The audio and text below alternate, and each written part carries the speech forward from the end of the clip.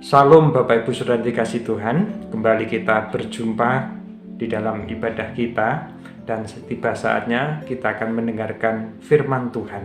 Kita berdoa terlebih dahulu sebelum kita mendengarkan firman Tuhan. Bapak Surgawi, kami berterima kasih, bersyukur di tengah-tengah situasi yang tidak menentu seperti sekarang ini. Kami tetap mendapatkan kesempatan untuk beribadah di rumah kami masing-masing. Dan tiba saatnya kami mendengarkan firman-Mu. Karena itu biarlah kami semua Tuhan arahkan, supaya kami sungguh-sungguh tidak kehilangan setiap berkat firman-Mu yang akan kami terima saat ini. Hamba-Mu yang berbicara, Tuhan urapi kami sekalian. Tuhan buka telinga kami lebar-lebar supaya setiap kebenaran yang akan kami dengar, kami terima, kami pelajari saat ini, sungguh-sungguh kami dapat menerimanya dengan segala kerelaan hati dan melakukannya dengan penuh sukacita. Kami siap Tuhan, di dalam nama Yesus yang adalah firman yang hidup, kami berdoa. Amin. Bapak Ibu Saudara yang dikasih Tuhan, meskipun pada minggu yang lalu saya berharap kita dapat berjumpa kembali secara langsung dalam ibadah kita di gereja, tapi kenyataannya hari ini kita masih beribadah di rumah masing-masing. Ini tidak mengurangi sukacita kita. Memang hari-hari ini kita masih bergumul, masih berjuang untuk melawan pandemi yang melanda seluruh dunia. COVID-19 yang entah kapan berakhir sudah merenggut jutaan jiwa, yang telah menelan korban begitu banyak.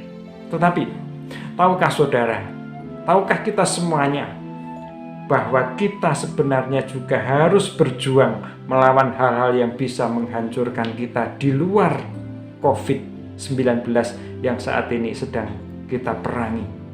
Ada banyak cara yang dilakukan pemerintahan di dalam menanggulangi COVID, vaksinasi, PPKM, dan lain sebagainya. Tapi satu hal lagi yang penting, bahwa ternyata kita juga berjuang, bergumul melawan hal-hal yang bisa menghancurkan kita. Karena itu tema saat ini saya berikan judul 3 hal yang menghancurkan hidup. Saya ambil dari tulisan Daud, doa Daud yang dituliskan di dalam Mazmur pasal 7 ayat 4 sampai dengan yang ke-6. Saya akan bacakan untuk kita sekalian. Ya Tuhan Allahku, jika aku berbuat ini, jika ada kecurangan di tanganku, jika aku melakukan yang jahat terhadap orang yang hidup damai dengan aku, atau merugikan orang yang melawan aku dengan tidak ada alasannya, maka musuh kiranya mengejar aku sampai menangkap aku dan menginjak-injak hidupku ke tanah dan menaruh kemuliaanku ke dalam debu.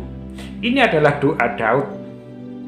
Doa yang dituliskan oleh Daud, sebuah tantangan sebetulnya, meminta kepada Tuhan untuk melakukan hal-hal yang sesungguhnya tidak diharapkan oleh siapapun, termasuk kita.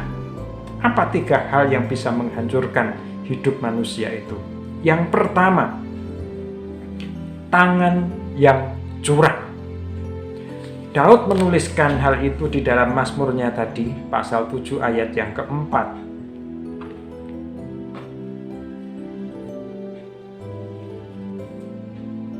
Ya Tuhan Allahku, jika aku berbuat ini, jika ada kecurangan di tanganku, tangan yang curang. Ayat yang ke-4 bagian B. Curang itu berlaku tidak jujur, memiliki sifat tidak lurus hati, tidak adil. Dan biasanya yang namanya curang itu dilakukan untuk meraih keuntungan yang sebesar-besarnya, keuntungan yang sebanyak-banyaknya, tanpa menghiraukan bahwa orang lain dirugikan. Dalam berdagang, kita mengenal ada kecurangan, timbangan yang dikurangi. Dalam bisnis, banyak juga kecurangan dilakukan oleh satu perusahaan terhadap perusahaan yang lain dengan cara memfitnah. Bapak Ibu Saudara yang dikasih Tuhan, saya dulu sebelum melayani ketika masih kuliah di tahun-tahun terakhir, di bulan-bulan terakhir maksud saya diterima di sebuah perusahaan komputer di Semarang sebagai sales engineering, itu marketing tapi dalam bagian teknik begitu. Saya diajari bagaimana teknik memasarkan komputer waktu itu dengan cara apapun yang penting dagangan laku. Termasuk salah satu yang saya ingat sampai sekarang dan akhirnya saya keluar dari perusahaan itu adalah merendahkan perusahaan yang lain meskipun produknya sama. Saya diajari waktu itu untuk menawarkan komputer, bertemu dengan calon pembeli yang mengatakan sudah didatangi dari sales perusahaan lain yang mengatakan produknya sama tapi harganya lebih murah. Apa yang diajarkan oleh mentor saya waktu itu ketika saya baru awal-awal bekerja di perusahaan komputer tersebut? Katakan saja pada calon pembeli, silakan Bapak beli laptop atau komputer yang lebih murah dari perusahaan A. Paling nanti 3 bulan hancur, meskipun ada garansinya. Tapi apakah nyaman menggunakan barang yang sebentar-sebentar rusak walaupun servisnya gratis? Tapi barang yang kami jual, kami garansi 1 tahun tidak akan rusak. Harga kami lebih mahal, tapi barangnya lebih baik. Padahal barangnya sama sebetulnya, tapi itu yang diajarkan. Rendahkan produk yang lain. Meskipun kualitasnya sama, spesifikasinya sama, tapi dengan cara menghancurkan perusahaan lain. Akhirnya pembeli bisa percaya kepada kita. Itu yang membuat waktu itu saya tidak bertahan di perusahaan itu dan saya akhirnya keluar dan memilih untuk wira swasta, buka servis elektronik sendiri di rumah. Ya. Curang, merugikan pihak lain supaya diri sendiri untung. Itu salah satu yang bisa menghancurkan hidup kita. Yang kedua, Bapak Ibu Saudara yang dikasihi Tuhan, dituliskan oleh Daud di dalam Mazmur 7 ayat yang kelima bagian A, yang demikian bunyinya. Jika aku melakukan yang jahat. Jadi yang kedua adalah perbuatan jahat. Yang pertama tadi tangan yang curang, yang kedua perbuatan jahat. Perbuatan jahat adalah perbuatan yang melawan norma, melawan aturan, melawan hukum yang sedang berlaku. Dan tentu saja kalau itu dilakukan dengan sendirinya, kalau itu ketahuan, sekali lagi kalau ketahuan, ya, kita akan berurusan dengan hukum. Kita akan berurusan dengan pengadilan. Karena kita telah melakukan hal yang jahat. Bapak Ibu Saudara pasti tahu kejahatan itu apa saja. Bahkan di tempat yang lain, pemazmur juga menuliskan niat jahat saja Tuhan sudah tidak berkenan. Mazmur 66 ayat 18. Seandainya ada niat jahat dalam hatiku, tentulah Tuhan tidak akan berkenan. Itu baru niat. Apalagi sudah perbuatan jahat, pasti kita akan mendapatkan dampaknya, pasti kita akan mendapatkan akibatnya, pasti kita akan mengalami hal-hal yang tidak kita kehendaki. Perbuatan jahat yang kedua.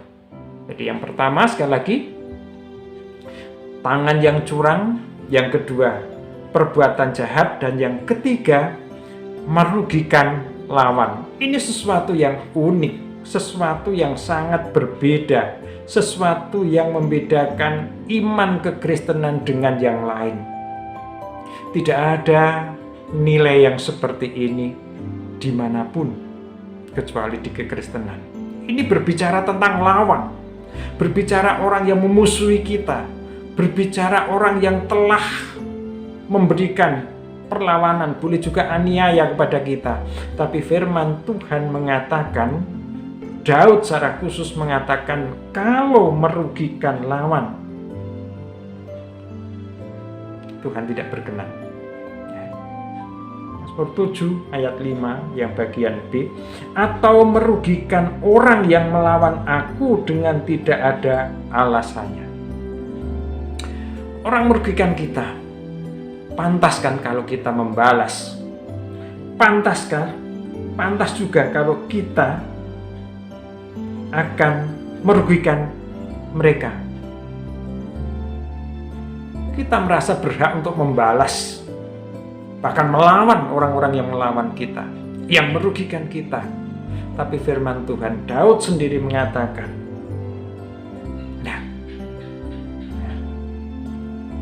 Tuhan Yesus sendiri mengatakan di dalam Matius pasal 5 ayat yang ke-44 demikian. Tetapi aku berkata kepadamu, kasihilah musuhmu dan berdoalah bagi mereka yang menganiaya kamu. Perhatikan baik-baik. Aku berkata kepadamu, kasihilah musuhmu. Musuh tentu saja orang yang tidak punya niat baik kepada kita. Pasti inginnya berbuat jahat, merugikan, memfitnah, dan lain sebagainya. Tapi Tuhan mengatakan, kasihi musuhmu.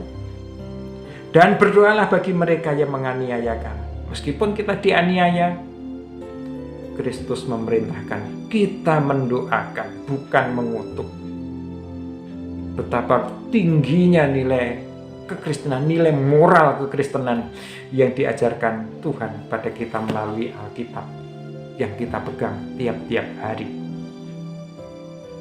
Kita tidak boleh membenci, kita tidak boleh membalas kejahatan dengan kejahatan. Ini sesuatu yang berat pastinya, sesuatu yang sulit pastinya. Dan kalau 3 hal tadi kita lakukan terus-menerus, tidak segera kita lakukan, kita akan hancur. Apa ketiga hal tadi? Pertama, tangan yang curang. Kedua, perbuatan jahat. Yang ketiga, merugikan lawan. Kita akan hancur seperti yang dikatakan oleh Daud di dalam Mazmur pasal 7 ayat yang ke-6, yang demikian bunyinya. Saya akan meringkas dari ayat 4 dan 5. Seandainya aku melakukan hal-hal itu, 3 hal tadi. Ayat yang ke-6.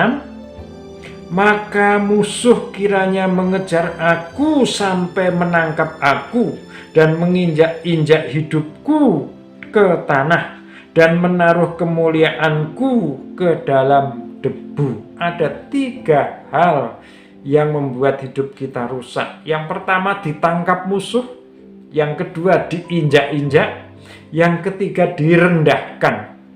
Secara ringkas 3 hal itu bisa berarti bahwa kita akan dibunuh kemudian ditinggalkan begitu saja. Ditangkap musuh itu artinya kita akan mengalami hal-hal yang tidak nyaman, tidak enak. Ditangkap musuh itu pasti tidak enak. Musuh itu bisa berupa apa saja, bisa sakit, penyakit, bisa kerugian, bisa direndahkan. Diinjak-injak tadi, direndahkan, kemuliaan kita dibuang, harga diri kita akan hancur, dan itu berarti kehancuran total. Tidak sekedar mati selesai, enggak, tapi harga diri kita, kehormatan kita akan direndahkan. Kita tidak dihargai oleh orang lain, dan itu lebih berat dari apapun.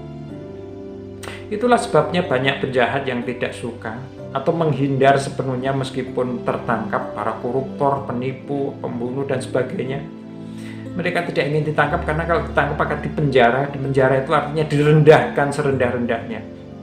Ya, para koruptor kalau tertangkap itu mestinya mereka menutup mata, menutup muka, malu, karena harga dirinya sudah hancur, reputasinya sudah hancur, tidak dihargai orang.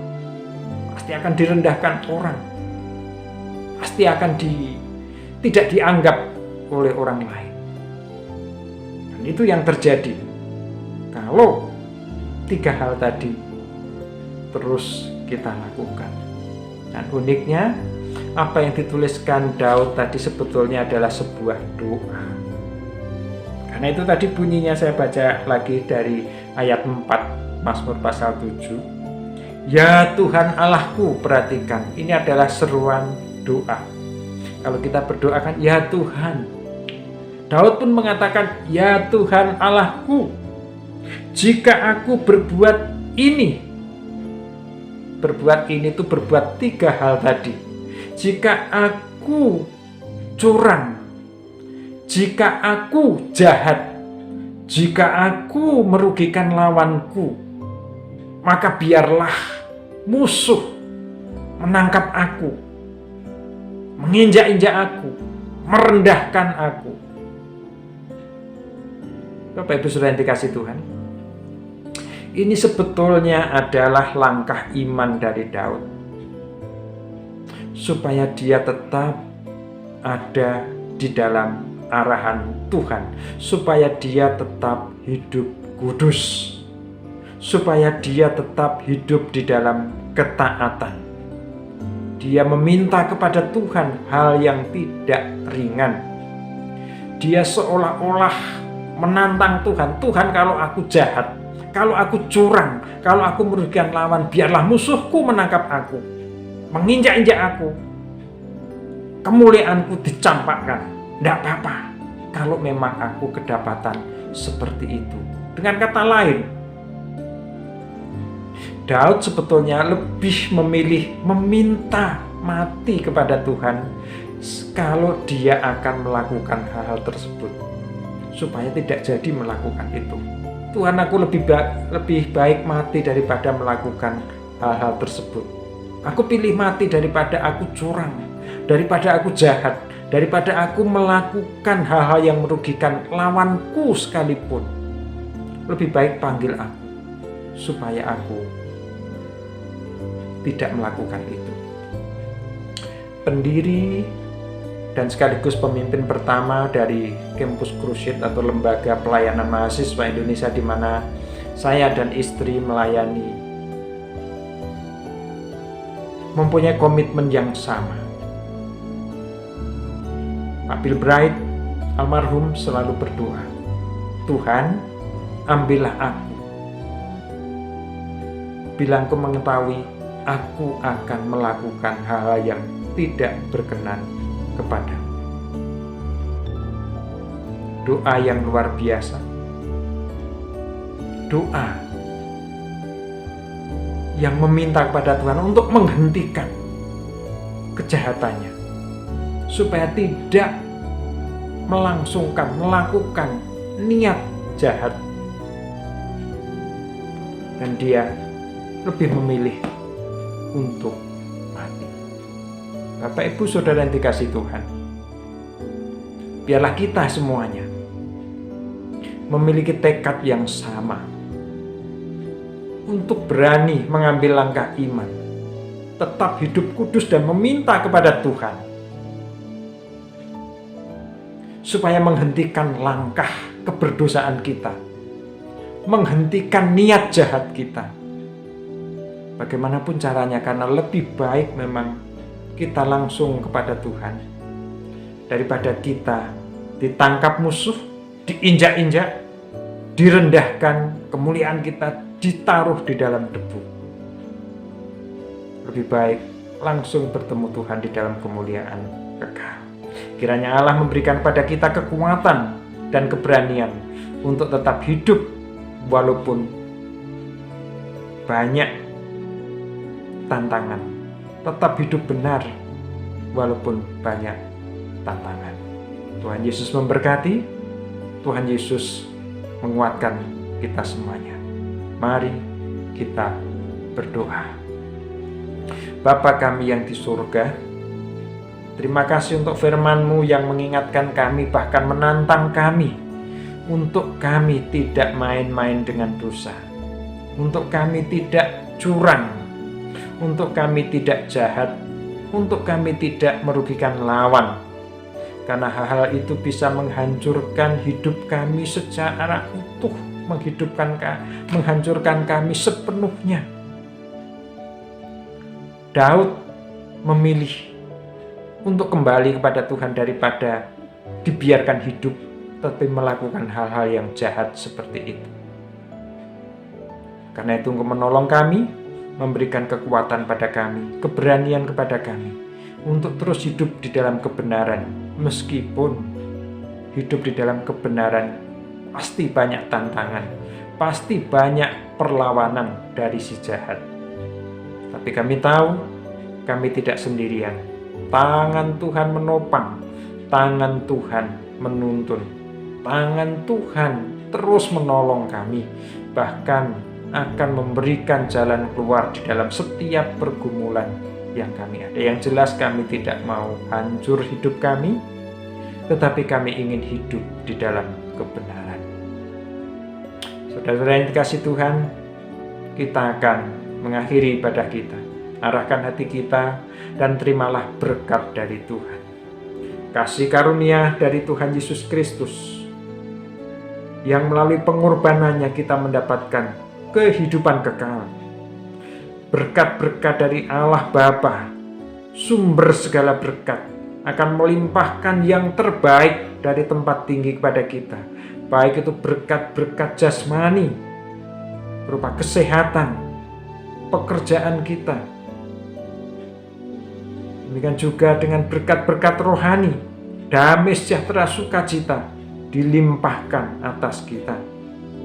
Serta berkat istimewa berupa tuntunan dari Roh Kudus yang akan memampukan kita untuk tidak curang, tidak jahat, dan tidak merugikan orang lain. Akan terus menyertai kita dari saat ini sampai Maranatha, Kristus datang untuk kali yang kedua. Haleluya. Amin. Tuhan memberkati, Tuhan menolong, Tuhan menguatkan kita semuanya. Amin.